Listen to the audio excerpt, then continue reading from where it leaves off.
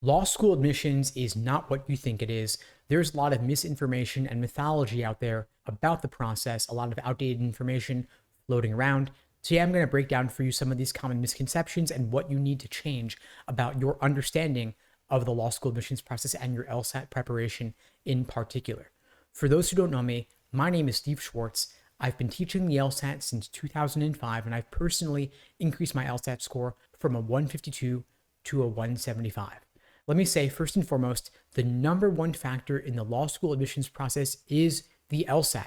It's not your GPA, it's not your application essays, it's not your resume. So when I hear from students asking me, should I get a job as a paralegal? Should I get an internship? Should I retake classes from undergrad in some misguided attempt to boost my undergraduate GPA? My question is, are you done with the LSAT and have you achieved an LSAT score higher than the medians of the schools you are applying to?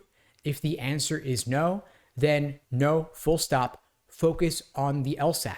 You can barely make a dent in your undergraduate GPA if you've already completed undergrad or if you're a senior in college. Retaking a single class from all 4 years of undergrad is going to maybe move your GPA by 1 or 2%. It's not going to have a significant impact. And of course, it's nice if you have some work experience on your resume related to the legal field, but ultimately, law schools are not evaluated based on that metric. If we look at law schools' incentives, if we look at things from their perspective, we've got to recognize that law schools care about their numbers, and those numbers in turn are pulled by US News for inclusion in the ever important US News law school rankings. So law schools want to know, do you have a high LSAT score? Do you have a high GPA?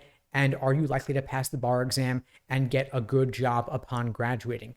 That's what they are looking at. And of course, LSAT is bigger than GPA in the admissions process. If you look at law schools' published admissions indices, the formulas for how they weigh LSAT relative to GPA, you're going to see that nearly every single one weighs your LSAT score more heavily, which makes sense because although there has been plenty of LSAT score inflation over the past 4 years or so, there is even more undergraduate GPA inflation because grade inflation is rampant at colleges and universities across North America, especially for those in the humanities majors. There's tons of grade inflation. I've seen it myself, professors who don't believe in grades, so they just give everybody A's, classes that are not curved, meaning everybody can get an A potentially, which makes, of course, the A meaningless overall, but that is what LSAC pulls from when calculating your LSAC GPA.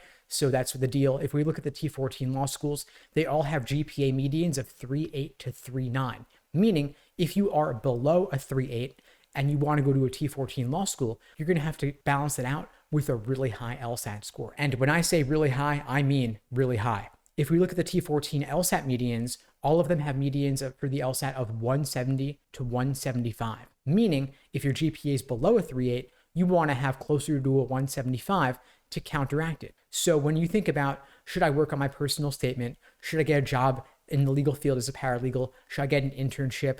Should I maybe retake classes from undergrad? I'm like, well, you need to have a 173 ideally or above to have a reasonable shot at the T14. And you've also got to remember that even a T14 law school with an LSAT median of 173, that was the median for last year's entering class. Every law school wants to raise their medians. So what got you in last year may not be enough to get you in this year. If last year their median was a 173, next year it could be a 174 or higher, because there is tons of LSAT score inflation for a couple of reasons. LSAT medians have risen significantly over the past few years. There's been a lot of LSAT inflation over the past few years because of the temporary LSAT flex format at the beginning of the pandemic. That was an easier format with only 3 sections, no extra unscored experimental section. LSAC underestimated just how much easier it would be to take the LSAT from home in a shorter format, and they messed up the curve as a result of that.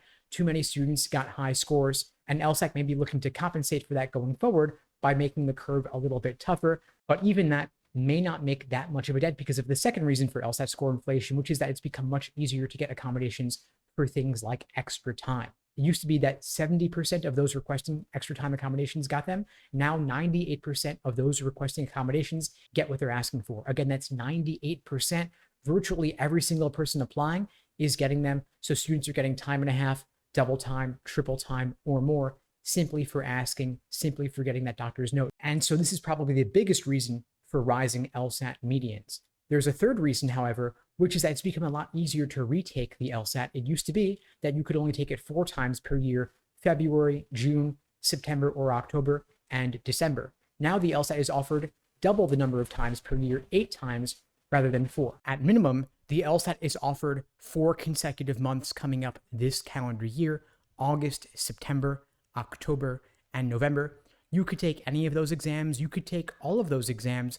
The LSAT retake limits are simply that you cannot take it more than 5 times in 5 years, or 7 times for life. If you get a 180, you can't take it again. But going forward, for the vast majority of people, you could take it in August and September if you'd like. And I recommend that you retake the LSAT at least once, for the simple reason that law schools do not average multiple LSAT scores, but rather they only take the highest score. So let's say your PT average is a 170, you're hoping for a 170, and you get a 170 on the August LSAT.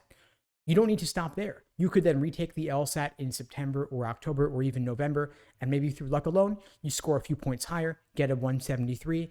You're now applying with a 173, and if you don't score higher, no big deal, because law schools only consider the highest LSAT score on record, because that's all they have the incentive to care about, since that highest score on record is what goes to the American Bar Association, which is where U.S. News pulls from in creating the ever important U.S. News law school rankings. And so I recommend everyone retake the LSAT for the simple reason that there is no downside to retaking it, and retaking the LSAT, getting a higher score, is the biggest impact you can have on your law school admissions chances. It's the biggest impact you can have on determining the trajectory of your legal career going forward.